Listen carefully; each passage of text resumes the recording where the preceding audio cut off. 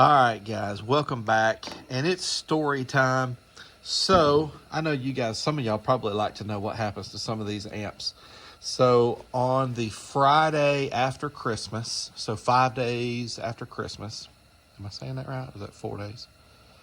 Yeah, Christmas was on Monday this year.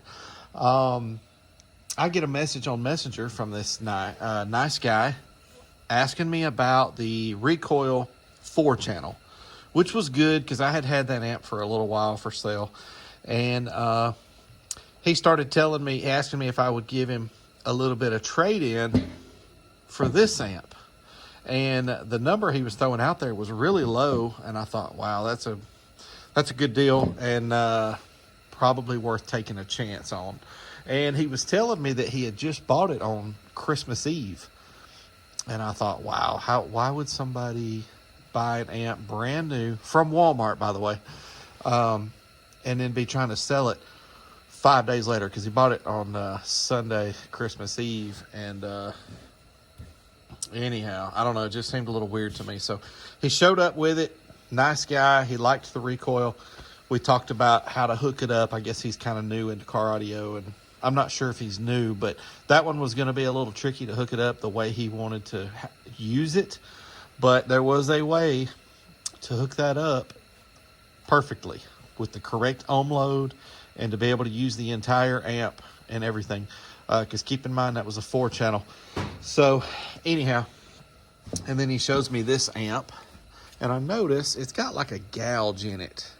I don't know if he had this under a seat and then went to slide the seat back. I don't really know, but it's got a gouge in it.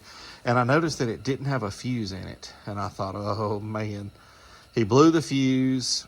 It probably don't work. He probably blew the amp, but why would a brand new amp not have a fuse in it? So anyhow, like I said, the price was cheap enough.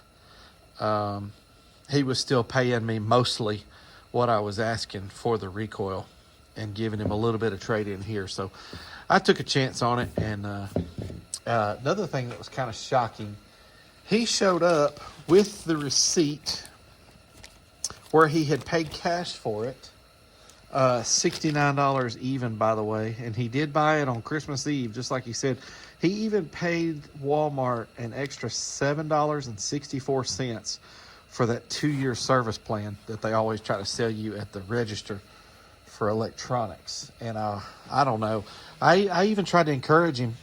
He paid cash for it on the receipt, so it's not like it was bought with a card and they'd want to put the money back on the card or whatever. But he didn't have the box, and I said, look man, why don't you just take it back and get your money back? You'll get all of your money back. And he's like, nah, I'd rather just do this. And so I was like, okay, well, all right, I'll take it. So me and my son went with me. We come home. We popped a fuse in it. It calls for a 25 amp fuse, but I've got a 30 amp fuse in it because I didn't have a 25, but I've got plenty of 30s. And hooked it up within, I don't know, 10 minutes of being home, and it worked great.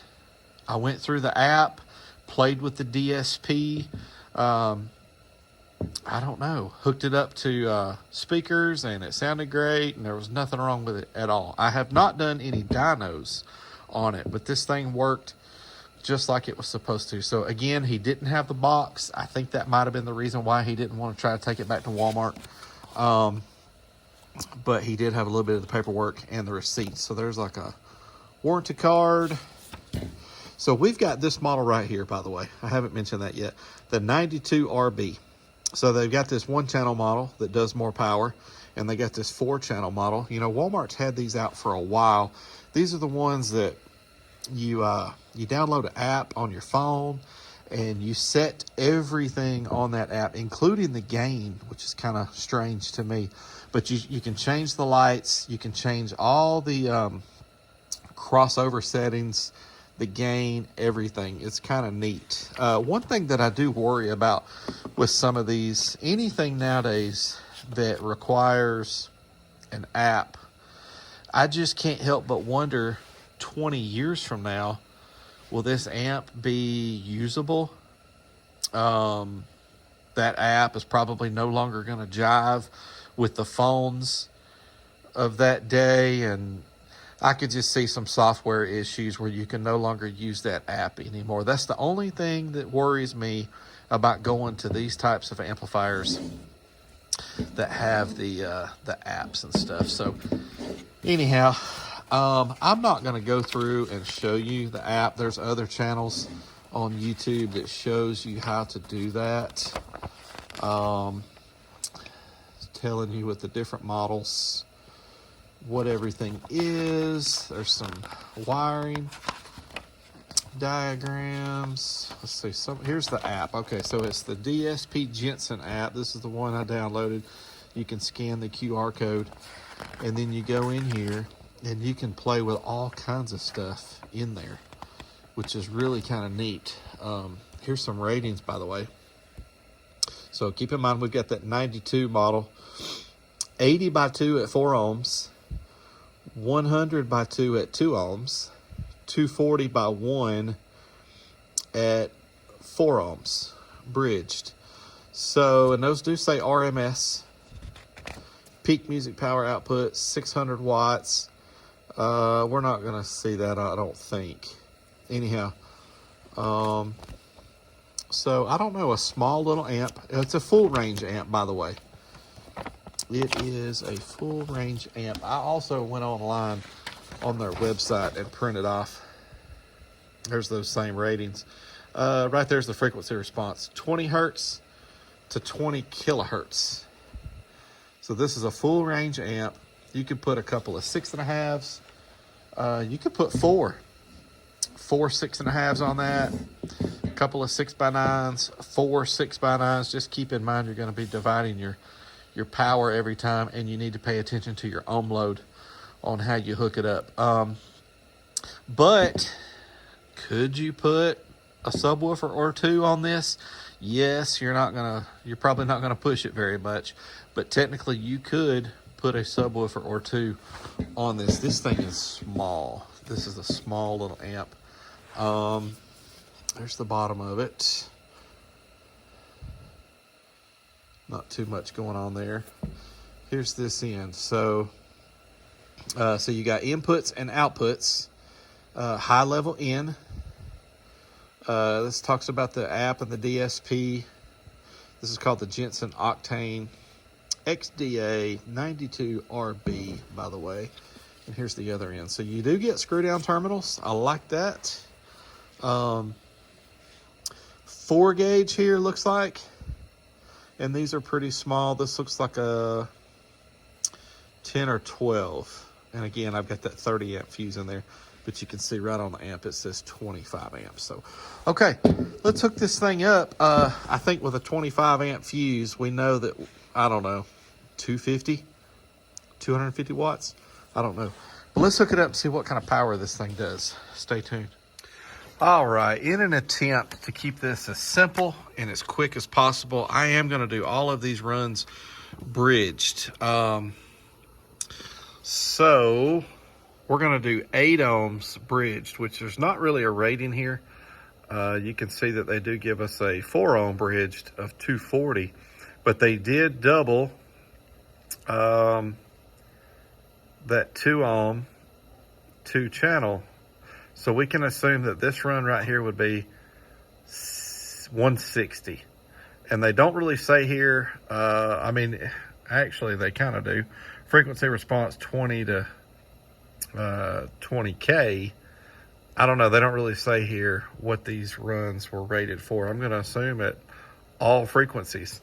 So 160 is what we're looking for here.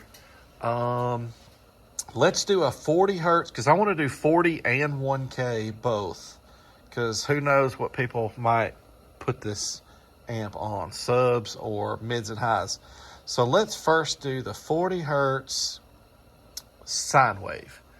Let's see, that's track 4. And I am going to let this thing run with that 10 dB overlap for the full 10 seconds. Are we going to see 160? Oh. Holy cow. 233. Wow. Okay, let's zero this out. And let's do 40 hertz burst. Here we go, 40 hertz burst. It blew past that rating.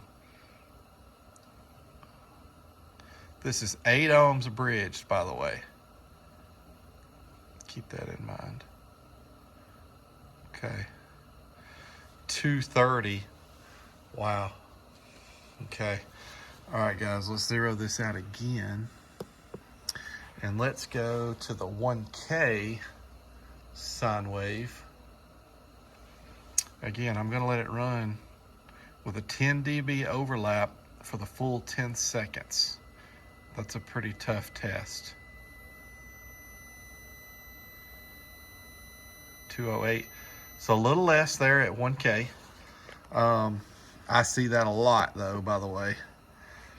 A whole lot. I usually see amps put out more at 40 hertz than I do at 1K. All right, let's do the burst 1K. Track 1. Here we go.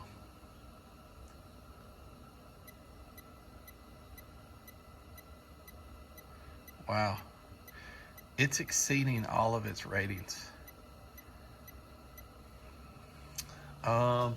And let me say this too, by the way. I know I'm not showing the normal. We are running this at 14.8 volts, so we're giving it some good strong voltage. I'm not showing the current. Again, I'm trying to do this test a little quicker and easier than normal because we're doing the 40 hertz and the 1K. All right, let me rewire the resistors here and let's do a 4 ohm bridged. I'm already impressed with what it put out. You think about that 30 amp fuse that's in it. Again, it was supposed to have a 25 amp fuse in it. All right, let's do 4 ohms. All right, here we go. 4 ohms mono. Again, rated 240. 240. Now keep in mind, 4 ohms mono would be the same as having this hooked up if you was using both channels. 2 ohms over here and 2 ohms over here. That first run that we just did would be the same as being hooked up at 4 ohms here and 4 ohms here. All right, so let's get to this test. Is it gonna do 240? Again, we're giving it that 14.8. Let's go to the 40 hertz sine wave, track 4. Again, I'm gonna let it run for the full 10 seconds with a 10 dB overlap. That's a pretty tough test. Wow. 402. Guys. All right, wow. I'm impressed. This is a tiny little amp, keep in mind. Full range, Class D, 2 channel. Let's do the 40 hertz burst. Here we go. Rated 240. Nice. Wow, this is a pretty solid little 400 watt amp, looks like. All right, that's the end of the test. Zero this out again, and let's do the 1K sine wave. Here we go. I'm gonna let it run for the full. You know what? 374. I apologize for that. My meter there timed out on us. All right, let's reset this. This one might be on the verge of timing out as well. Let's do that 1K burst. Track 1. Let's do it. Wow, that's a good number. That 1K burst is strong for sure. Wow. Guys, this little thing impressed me. I cannot believe we got 400 watts out of this little amp. Gee whiz. Okay. Hey guys, that's what you get there with the Jensen. This is the 92, what do they call it? XDA92RB. Pretty solid little choice for $69, especially with it having that DSP and the lights and all that kind of stuff. So anyhow, guys, I'm not going to fool with hooking this one up to any speakers. I just want to keep this video simple. But as always, thanks for watching.